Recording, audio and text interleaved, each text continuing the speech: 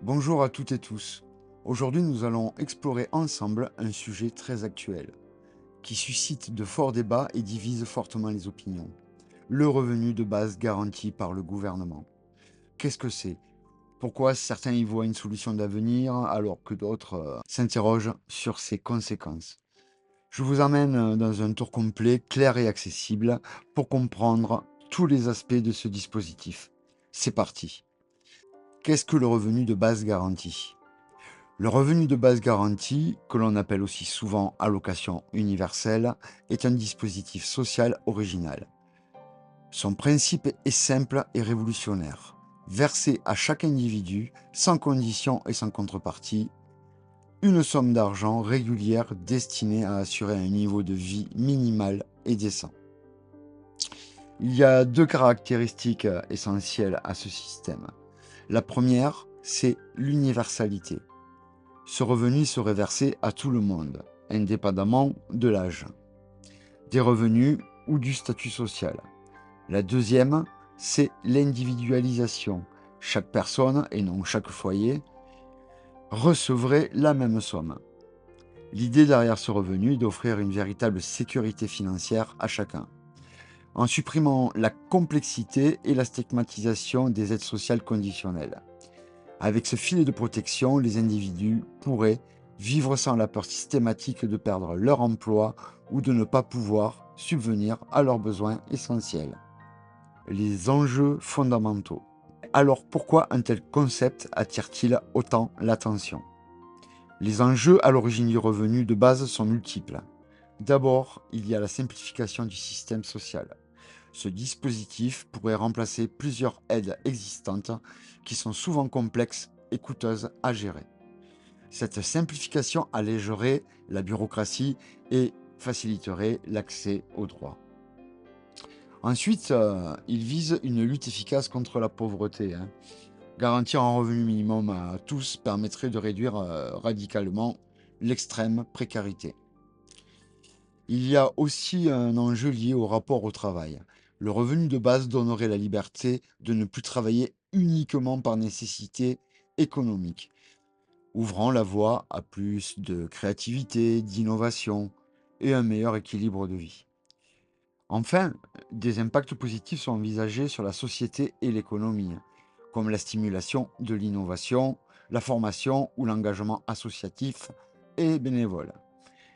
Mais attention, ces grands enjeux sont aussi source de nombreuses interrogations. Le financement, l'effet sur la motivation à travailler et la préservation des autres protections sociales. Voyons maintenant les arguments que défendent ces promoteurs. Le premier, c'est que le revenu de base pourrait contribuer à éradiquer la pauvreté, en assurant à chacun un filet de sécurité indiscutable. Il favoriserait aussi la liberté individuelle en permettant à certaines personnes de se lancer dans des projets, des créations ou des formations sans crainte de perdre leur source de revenus. La simplification administrative est un autre point fort. En remplaçant plusieurs aides dispersées, le revenu de base réduirait la complexité et baisserait le coût lié à la gestion de ces aides. Ce revenu garanti diminuerait aussi le stress et l'anxiété liés à l'incertitude financière. Bien sûr, tout n'est pas parfait, et ce dispositif soulève aussi des critiques importantes. Le premier point, c'est le coût colossal. Financer ce revenu universel reviendrait à dépenser plusieurs centaines de milliards d'euros chaque année, ce qui pose de grandes questions sur la soutenabilité financière. Ensuite, il y a la crainte d'une désincitation au travail.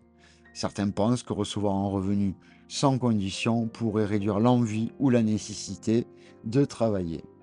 Il y a aussi le risque que ce dispositif remplace ou affaiblisse les protections sociales traditionnelles qui assurent un soutien plus ciblé aux plus fragiles. Les modalités de mise en œuvre sont également délicates. Fixer un montant juste, gérer les interactions avec les autres aides sociales, tout cela représente un vrai défi. Enfin, les expériences menées jusqu'à présent montrent surtout des améliorations de la qualité de vie, mais peu d'impact clair sur la reprise d'emploi. Ces arguments nourrissent un débat complexe sur les avantages et limites du revenu garanti. Pour mieux comprendre ce qui est possible, intéressons-nous aux expérimentations concrètes menées dans différents pays. En Finlande, entre 2017 et 2018, un revenu mensuel de 560 euros a été versé à 2000 demandeurs d'emploi. Cette expérimentation a amélioré le bien-être des bénéficiaires, mais n'a pas eu d'effet significatif sur le taux de retour à l'emploi. Aux États-Unis, plusieurs villes ont testé des programmes similaires avec des résultats variés.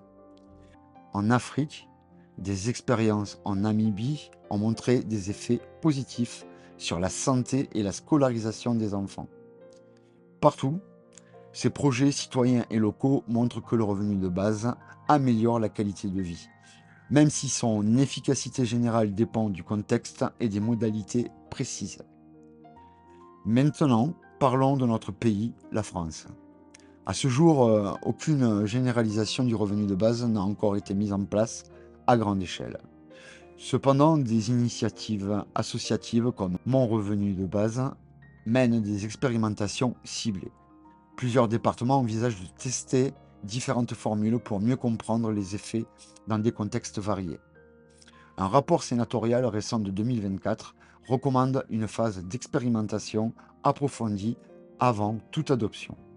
Enfin, la loi française de février 2025 a officialisé la possibilité d'expérimenter le revenu de base dans certains territoires. La France est donc en pleine phase de réflexion et de test avant un éventuel déploiement national. Un point crucial dans tout ce débat, c'est bien sûr celui du financement. Comment trouver les centaines de milliards nécessaires sans mettre en danger l'économie et les finances publiques? Voici quelques pistes actuellement débattues. La fiscalité directe. Cela peut passer par une augmentation de l'impôt sur le revenu, notamment sur les tranches supérieures. Une taxation plus forte des patrimoines, impôt sur la fortune, ou encore une hausse de l'impôt sur les sociétés. La fiscalité indirecte. Par exemple, ajuster la TVA ou créer une taxe sur certains produits sans pénaliser les ménages modestes. La taxe carbone est aussi envisagée, en faisant contribuer ceux qui polluent le plus.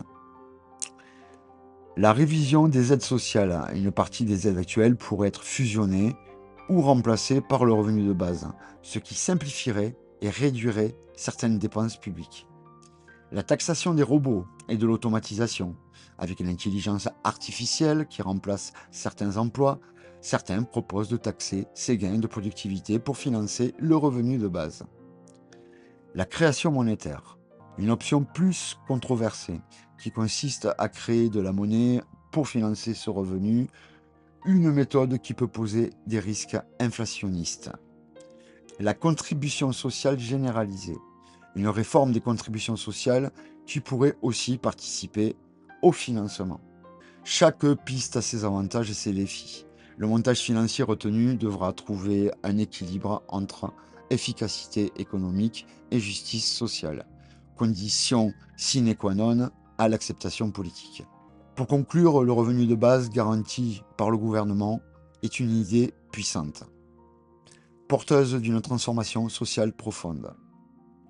Il promet dignité, liberté et sécurité à chacun, mais soulève aussi des questions majeures quant à son coût, ses effets sur le travail et son financement. Cette question mérite un débat sérieux, des expérimentations rigoureuses et une réflexion collective pour bâtir le contrat social de demain. Merci beaucoup d'avoir suivi cette vidéo jusqu'au bout. N'hésitez pas à laisser vos questions, vos avis et à partager cette vidéo. On se retrouve très vite pour de nouvelles analyses.